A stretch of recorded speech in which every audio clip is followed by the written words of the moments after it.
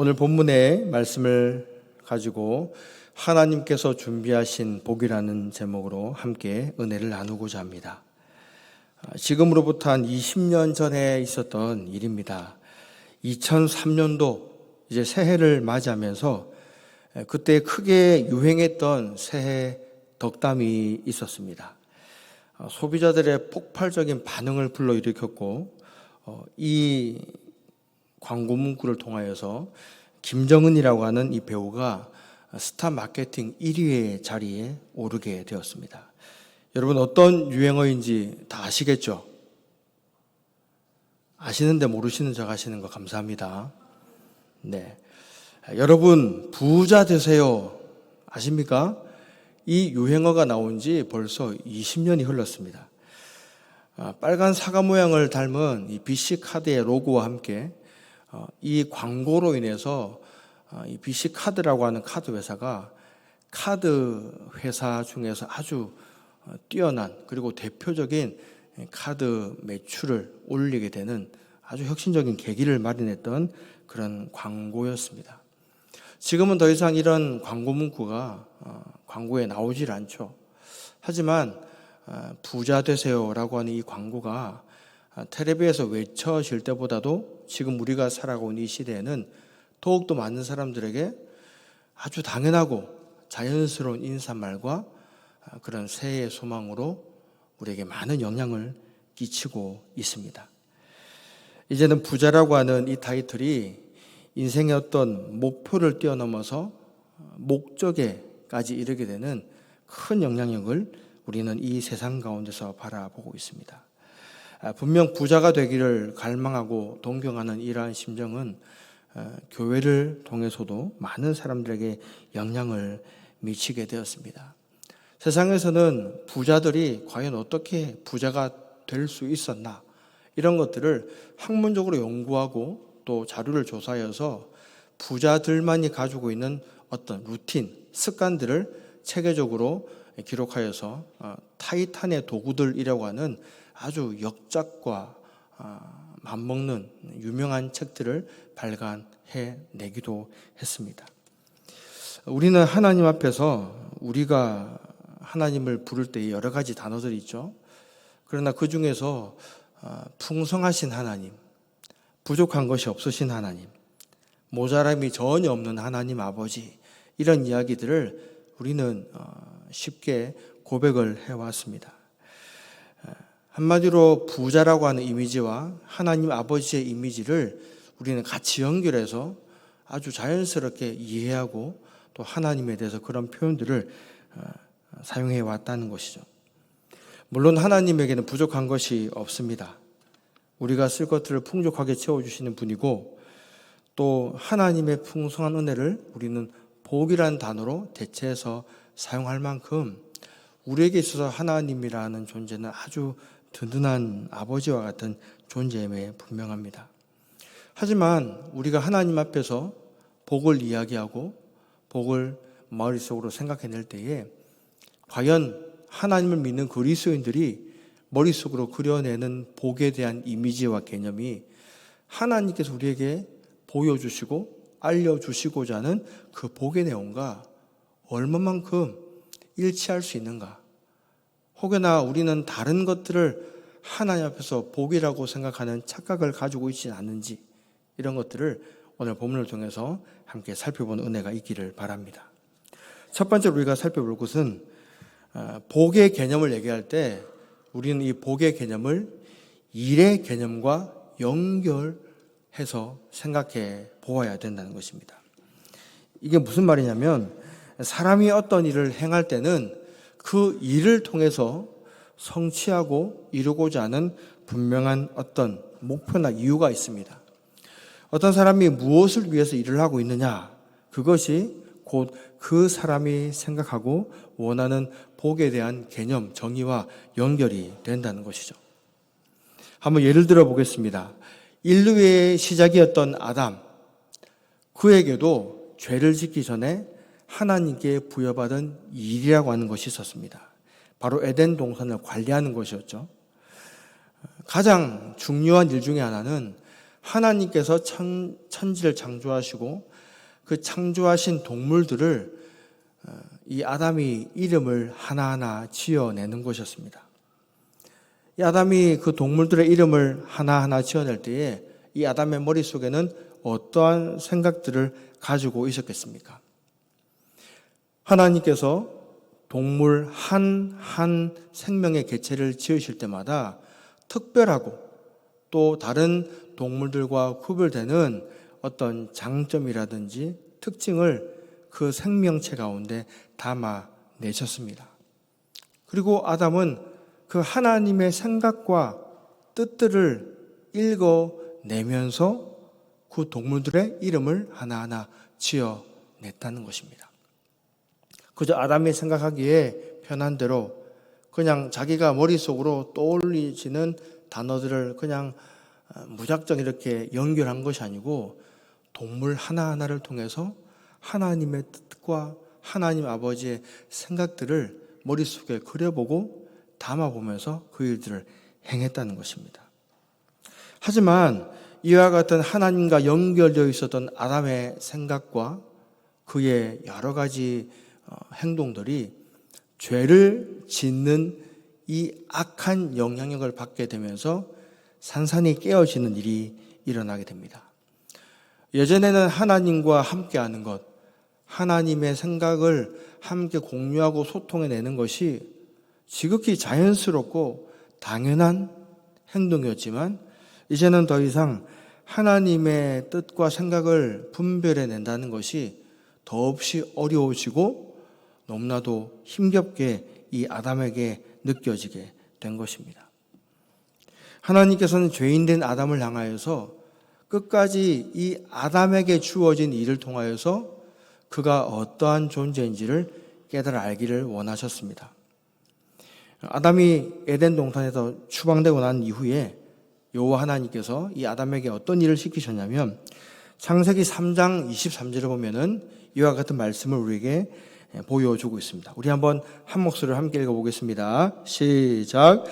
여호와 하나님이 에덴 동산에서 그를 내보내어 그의 근원이 된 땅을 갈게 하시니라. 아멘. 하나님께서는 아담이 죄를 짓기 전에는 그와 함께 하는 것이 너무나도 행복하고 완벽함 그 자체였습니다. 그러나 죄악이 아담과 하나님 사이의 관계를 갈라놓게 되면서 이제 아담에게는 하나님의 생각을 읽어낼 수 있는 능력이 완전히 상실되게 된 것이죠. 그래서 하나님께서는 한 가지 방법을 고안해내셨습니다. 아담이 땅을 갈아엎는 상황을 맞닥뜨리게 하셔서 자신의 근본이 어디에서부터 왔는지, 자신이 누구를 통해서 이 땅 가운데 빚어지고 누구를 통해서 그가 지금 호흡을 하고 있는 생기가 그의 몸 가운데 들어오게 됐는지를 확실하게 자각할 수 있도록 그 기회를 아담에게 주신 것입니다. 아담이 땅을 갈아엎고 그 가운데 씨앗을 뿌리면서 땀방울을 흘리는 수고를 통해서만 그의 입에 먹을 수 있는 양식을 캐낼 수 있었던 것처럼 이 아담이라고 하는 존재는 흙으로 지음받은 존재였고 하나님의 생기를 통해서 온전하고 완벽한 생명체가 될 수 있었습니다. 아담이 여러 가지 채소와 야채의 씨를 뿌려나면서 그 열매를 하나하나 거두어 들을 때마다 그의 마음속에는 어떤 생각을 했겠습니까? 이 땅도 뿌려지는 씨앗에 따라서 거두어지는 열매가 이렇게 분명하게 보여지는데 나라고 하는 존재가 하나님께 지음받을 때는 분명한 하나님의 생각과 뜻들이 나라고 하는 존재 가운데 심겨졌을 것인데 지금 자신의 모습은 어떠한 것입니까? 하나님께서 뜻하시고 원하셨던 것을 열매 맺는 것이 아니고 죄악 때문에 죄악된 것을 생각하고 죄악된 행동을 그가 하나님 앞에 드러내는 안타까운 모습들을 그는 여실없이 발견하게 되었던 것입니다. 이처럼 일이라고 하는 것은 하나님의 존재와 연결되어서 이 땅 가운데 태어나게 된 것이고, 또 그 일을 할 때 어떠한 목적을 두고 하느냐에 따라서 곧 그것이 그 사람이 일을 통해서 기대하는 것이 되기 때문에 우리는 복이 무엇인가를 알기 위해서 내가 무엇 때문에 일을 하고 있는가를 확실하게 살펴보아야 된다는 것입니다. 우리가 이와 같은 큰 전제를 가지고 오늘 본문을 살펴보면은 예수님께서 보여주시는 두 가지 큰 인생을 우리가 발견하게 됩니다. 첫 번째 우리가 발견하는 인생은요, 바로 예수님을 따라왔던 모든 무리들을 통해서 보여지는 인생의 모습입니다. 26절의 표현을 빌리자면은 바로 떡을 먹고 배부른 인생이라고 할 수 있습니다. 또 다른 말로는 27절에 나와 있는 것처럼 썩을 양식을 위해서 일하는 인생이라고도 표현이 가능합니다. 오늘 예수님을 둘러싸고 있는 이 무리들은 지금 어떠한 환경 가운데 있습니까? 오늘 이야기가 진행되고 있는 시점은 오병이어라고 하는 기적 같은 성경의 유명한 사건이 일어난 그 다음 날입니다. 예수님을 대단한 스타로 만들었던 이 오병이어의 기적이 많은 사람들의 눈을 뜨여지게 하는 기적을 만들어 놓았습니다. 하지만 지금 예수님을 따라오는 많은 사람들, 예수님이 어디 있는지를 수소문하며 찾아오는 사람들은 그들의 머릿속이 전혀 다른 곳으로 가득 차 있는 인생들이었습니다. 예수님께서는 사람들이 그들의 머릿속에 어떤 생각을 품고 있는지를 꿰뚫어 보셨고 26절에서 다음과 같이 말씀하셨습니다. 우리 한번 26절 말씀을 한 목소리 함께 읽어보겠습니다. 시작. 예수께서 대답하여 이르시되 내가 진실로 진실로 너희에게 이르노니 너희가 나를 찾는 것은 표적을 본 까닭이 아니요 떡을 먹고 배부른 까닭이로다. 아멘. 분명히 동일한 사건을 많은 사람들이 목도하였지만 예수님께서 이 기적의 사건을 많은 사람들에게 공개적으로 보여주신 이유는 단 한 가지였습니다. 예수 그리스도가 하나님의 아들이라는 사실을 이 기적을 통해서 사람들이 깨달아 알기를 원하셨던 것입니다. 눈에 보이지 않는 하나님을 막연하게 쫓고 믿어왔던 사람들에게 보이는 예수 그리스도의 모습을 통하여서 너희들이 믿고 있는 하나님이란 존재는 뜬구름 잡는 그런 존재가 아니고 확실하게 너희들과 함께 살아가고 숨쉬며 동행하는 살아있는 신이란 것을 예수님께서는 이 오병이어의 사건을 통해서 많은 사람들에게 보여주시기를 원했던 것입니다. 하지만 이 사람들의 머릿속에는 어떤 생각으로 가득 차 있습니까? 떡을 먹고 배불렀던 어저께의 그 기억을 통해서 우리가 이 사람만 쫓아간다면은 더 이상 배를 굼거나 끼니를 걱정할 그러한 인생은 되지 않겠다. 이런 생각에 많은 사람들의 생각이 집중이 되어 있었다는 것입니다. 물론 하나님께서는 굶주린 자들의 그 허기짐을 면하게 하기 위해서 이와 같은 기적을 베푸셨습니다. 그러나 이것은 하나님께서 원하신 궁극적인 목적이 아니었다는 것입니다. 교회 안에서 성도들이 간증을 하는 경우가 있습니다. 대부분의 그 간증의 내용들이 어떤 것이죠? 하나님께 받았던 은혜, 또 하나님을 잘 믿고 내가 이렇게 신앙생활을 했더니 하나님께서 이런 복을 내려주셨다. 이런 내용들을 많이 담고 있습니다. 그 내용들이 공통적으로 우리에게 보여주는 내용들은 많은 사람들에게 박수갈채를 받거나 또 지금보다 더 넓은 집, 더 좋은 자동차, 더 좋은 환경으로 그들의 삶의 모습들이 아주 윤택하게 바뀌게 된 것들. 이전에는 경제적으로 궁핍하고 어려운 환경 가운데 있었지만 이제는 경제적인 걱정을 하지 않아도 될 만큼 하나님께서 허락하신 풍족한 은혜를 이야기하고 나누는 내용들이 주를 이루고 있습니다. 물론 이런 것들을 허락해 주신 하나님의 은혜도 분명 복과 연결시킬 수 있습니다. 하지만 이러한 것만 복이라고 생각한다면은 그것은 결코 성경적인 생각이 아니라는 것을 우리는 다시 한 번 더 확인해야 됩니다. 여러분들이 기억하고 있는 미국의 9.11 테러 사건을 기억하실 것입니다. 그 시대에도 그 사건을 마주하면서 기적같이 살아왔던, 기적같이 목숨을 구했던 그리스도인들이 하나님께서 나를 이렇게 지켜주셨기 때문에 내가 내 생명을 보존할 수 있었다. 이런 내용들을 여러분들이 읽어보신 경험이 있을 겁니다. 과연 그 사건을 통해서 기적같이 살아났던 사람들만 하나님께 복을 받은 사람들이겠습니까? 분명 그 사건에 희생이 되었던 사람들 중에서도 하나님을 믿는 그리스도인들이 있었습니다. 그러면 그런 사람들은 하나님에게 복이 아니라 저주를 받은 사람이라고 우리가 이해를 해야 될까요? 세상에서 말하는 복은 다른 사람들이 피해를 입더라도 내가 안전하고 다른 사람들이 큰 수모와 고초를 당하더라도 우리 가족이 그 위험 가운데서 건짐을 받게 되면은 그것이 복받은 인생이라고 이야기를 합니다. 하지만 하나님께서는 복에 대해서 얘기하실 때 그런 것에 기준을 두지 않으신다는 것을 우리는 분명하게 알아야 됩니다. 사도 바울은 로마 교회를 향하여서 그의 복음을 전파할 때에 끊임없이 세상에서 교회를 향해 밀려들고 있는 복에 대한 잘못된 개념을 다시 한 번 더 바로잡기 위해서 로마서 1장 23절에서 사람들의 어리석음을 이와 같이 표현을 하였습니다. 로마서 1장 21절에서 23절 말씀인데요. 우리 한번 한 목소리로 함께 읽겠습니다. 시작.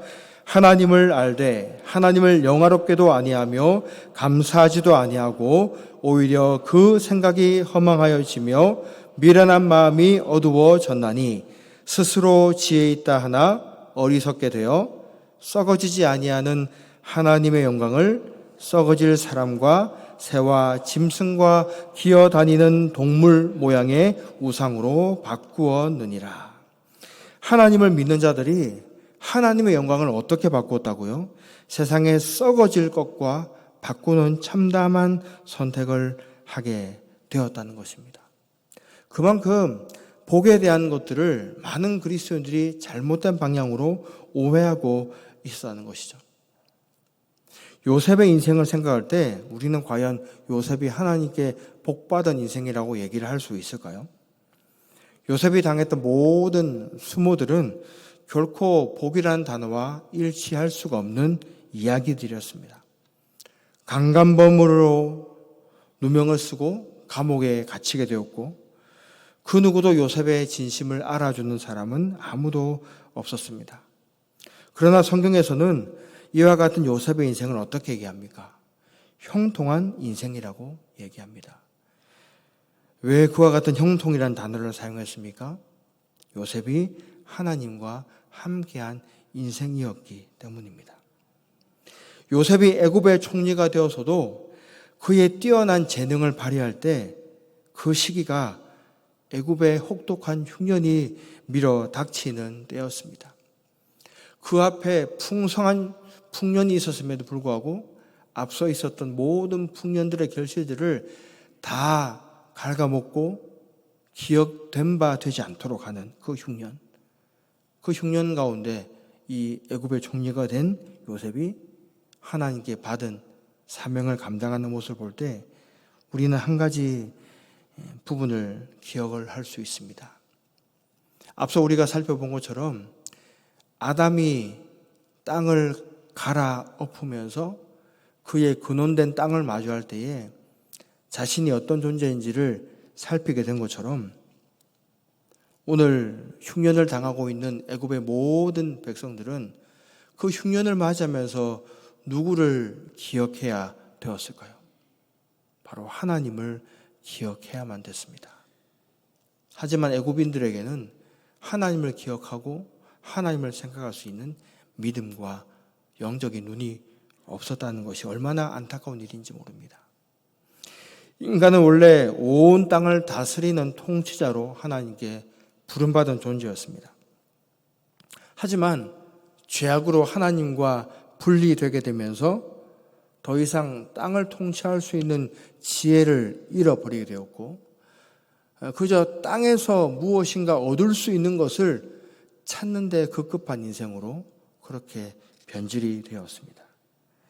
만약에 이러한 인간이 다시 한번 하나님과의 관계를 회복하고 내가 서 있는 자리에서 어떠한 삶을 살아야 될지, 내가 추구해야 될 것이 부가 아니라 재물의 풍성함이 아니라 다른 인생의 어떤 목적이 있는 것이 아닌가 고민할 때에 그 질문에 대한 답을 해줄 수 있는 사람들이 누구여야 되겠습니까? 바로 저와 여러분들입니다. 주님의 몸된 교회를 이루고 있는 성도들이 세상에서 방황하고 세상에서 가르쳐주는 가치관과 논리를 따라 살아가다가 인생의 처참한 실패를 경험한 자들이 그들의 삶을 다시 새롭게 물어오는 질문을 던질 때에 그 질문에 대한 정답을 해줄 수 있는 존재들이 바로 교회를 이루고 있는 성도들이 되어야 한다는 것입니다. 하지만 지금 성도들의 실상은 어떻습니까? 세상 사람들과 크게 다르지 않는 기준을 가지고 세상의 복을 논하고 있습니다. 어느 순간인가 특정한 교단이 복에 대해서 지나치게 강조를 많이 하는 일이 있었습니다. 그래서 기복신앙의 문제점을 다른 타 교단들이 공격하고 질책하는 일들이 있었습니다. 그 일이 있고 난 다음에 이제 그런 부분들이 감소가 되어야 되지만 오히려 한 교단에서 시작된 복을 갈구하는 기복신앙이 그것을 질책하던 다른 교단들에게 이제는 퍼지게 되어서 복에 대해서 이야기하는 것이 당연한 것이고 그것이 지극히 성경적이라고 하는 잘못된 인식들이 교회의 파닥에 번져 있습니다. 하나님이 주시는 은혜를 우리는 복이라고 얘기할 수 있겠죠. 하지만 세상이 말하는 복과 하나님이 말씀하시는 은혜로 빚어지는 복이라고 하는 것은 전혀 차원이 다른 개념입니다. 오늘 본문에서 예수님께서 보여주는 두 번째 인생이 바로 예수님이 우리에게 원하시는 인생의 모습인데 바로 영생을 위하여 일하는 인생이라는 것입니다. 다른 말로 하나님께서 보내신 일을 믿는 인생이라고 29절에서 우리는 바꿔서 얘기를 할 수가 있습니다.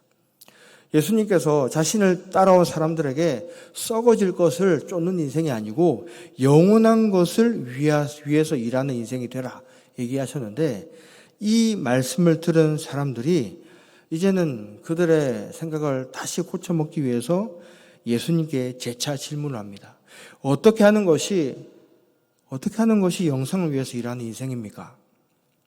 예수님께서는 이 질문에 하나님께서 보내신 일을 믿는 인생이라고 다시 한 번 더 그 답을 다르게 해석해 주십니다.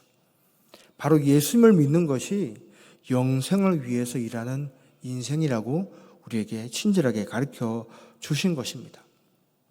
그러나 우리는 이 질문에 대해서 마음 가운데 그래, 이것이 바로 우리가 새롭게 삶을 살아갈 인생의 목적이구나 이렇게 깨닫는 생각보다도 오히려 더 답답함과 마음 가운데 혼란스러움을 겪을 수가 있습니다. 그만큼 하나님이라고 하는 존재가 우리 인생 가운데 그렇게 친밀한 존재로 가까이 다가와 있지 않기 때문입니다. 어떤 고아원이 있었습니다.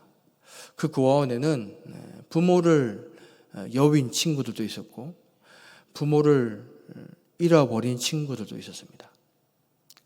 처음에는 그들에게 있어서 엄마와 아빠라고 하는 존재가 너무나도 그리움에 사무치는 사람들이었습니다. 하지만 시간이 지나가고 이제 그들이 부모님이라고 하는 존재 없이도 그들의 인생을 살아가는 법을 터득하게 되면서 더 이상 부모님이 어떠한 존재인지가 그들의 인생 가운데 아무런 도움이 되지 않는 지경까지 이르게 되었습니다. 그렇게 부모님 없이 살아간 인생이 완벽하게 거의 적응이 되었을 즈음에 한 고아원의 소녀에게 원장님이 다가옵니다. 그리고는 그 소녀 이름을 부르면서 기뻐할 소식이 있다고 얘기합니다. 바로 너의 친엄마를 내가 발견했고 그 친엄마가 이제 며칠 뒤면 너를 데리러 올 거다라는 이야기였습니다. 여러분들이 상상하는 머릿속에 그 고아원의 여자아이의 모습은 이제 잃어버린 엄마를 찾았기 때문에 눈물을 글썽이거나 기뻐하는 모습이 되어야 되지 않겠습니까?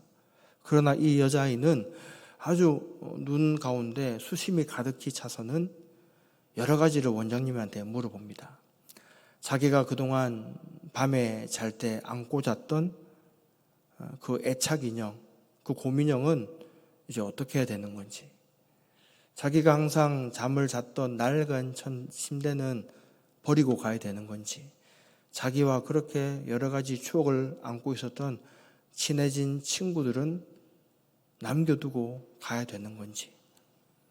그러니까 원장님이 이 글썽이는 아이를 향해서 이제 그런 것들을 이제 정리하고 버리고 가야 되지만 이제는 밤에 곰인형을 안고 자는 대신에 너의 친엄마를 이제 안고 자면 되니까 더 이상 걱정할 필요 없다고 애를 달랩니다. 그런데 이 원장님의 모든 말을 듣고 난 이 아이의 행동은 고함을 지르고 울음을 터뜨리면서 엄마를 따라가지 않겠다고 이야기했다고 합니다. 왜 이 아이에게 이런 행동이 나타난 것이겠습니까?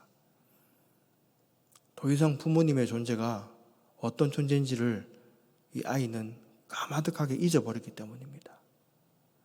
친엄마가 이 아이를 얼마나 사랑하는지, 친엄마가 이 아이를 위해서 얼마나 큰 희생까지 감당할 수 있는 존재인지를 이 아이가 모르니까 친엄마의 만남을 오히려 거부하는 모습을 보이게 된 겁니다. 그런데 이와 같은 아이의 모습이 저와 여러분들의 신앙생활 가운데서도 나타날 수가 있다는 것을 우리는 기억해야 합니다. 우리가 하나님 아버지를 얘기할 때 하나님께서 우리에게 어떤 분이신가, 그분이 우리 인생 가운데 어떤 영향력들을 미치는 존재였는지를 우리가 까마득하게 잊어버리고 있다고 한번 생각을 해보면은 어떤 일이 우리 가운데 일어나겠습니까? 하나님께서 나에게 준비하신 복을 주시기 위해서 오신다고 했을 때에 그 하나님을 내가 기쁨으로 맞이하는 것보다도 오히려 하나님을 만나는 것을 거부하고 두려워하고 무서워하는 것을 더 택하지 않겠습니까? 하나님께서 우리를 향해서 준비하신 복들이 있는데 그 복은 재물이나 우리 삶의 풍족한 것들 통해서 보여지는 것도 있겠지만 사실 그것이 우리에게 초점이 되어서는 안 된다는 거죠. 내가 너를 위해서 준비하는 것들을 통해서 하나님을 바라봐야 되는데 그것이 이루어지지 않는다면은 우리는 하나님께서 준비하신 가장 큰 복, 바로 하나님께서 우리들과 함께 하시는 그분의 복을 우리가 얼마나 큰 가치가 있는지를 깨달아 알지 못하게 된다는 것입니다.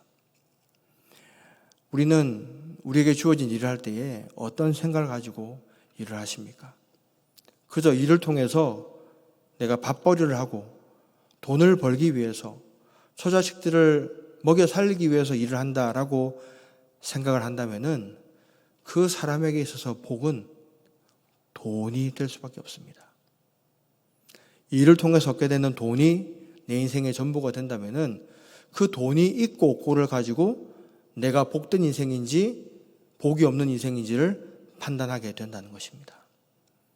하지만 우리가 이 땅을 살아갈 때 우리에게 주어진 일을 하는 이유가 하나님에게 초점이 맞춰져 있다면은 우리는 우리의 인생의 모든 부분들을 하나님과 더불어 새롭게 인식하는 복을 얻게 될 것입니다. 우리 인생의 복은 하나님께서 함께 하시느냐, 하나님께서 함께 하지 않으시느냐라는 것입니다.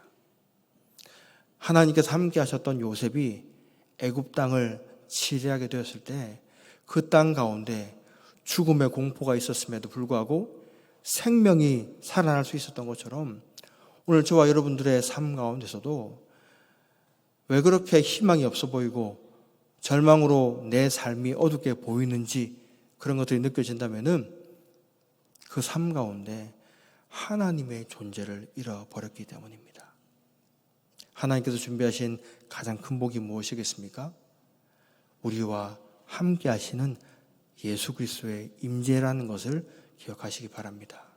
성령께서 함께 하시는 그 임재의 복을 통해서 우리의 삶이 진정으로 복된 삶으로 거듭난 은혜가 있기를 주님의 이름으로 간절히 부탁드립니다.